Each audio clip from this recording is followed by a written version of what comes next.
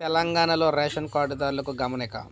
ఈకేవైసీకి సంబంధించి సమీపిస్తున్న గడువు. రేషన్ కార్డు ఈకేవైసీ ప్రక్రియకు గడువు సమీపిస్తూ ఉంది. మీరు చూసుకోవచ్చు, బోగస్ కార్డులు ఏరివేతకు చేపట్టిన రేషన్ కార్డు ఈకేవైసీ ప్రక్రియకు గడువు సమీపిస్తుంది.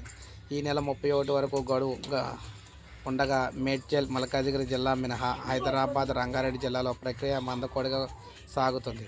ఈ రెండు జిల్లాల్లో కలిపి 20-30% మేర కార్డుదారులు ఈకేవైసీ చేయించుకోలేదని అధికారులు తెలిపారు. మరణించిన వారి పేర్లు, వివాహాలు చేసుకొని వెళ్ళిపోయిన ఆడపిల్లల పేర్లు తొలగించకుండా బియ్యం కోటాను తీసుకుంటున్న కార్డుదారులు ఖాతాలు ఉన్నాయన్నమాట, తీసుకుంటున్నట్టు దాఖలాలు అయితే ఉన్నాయి.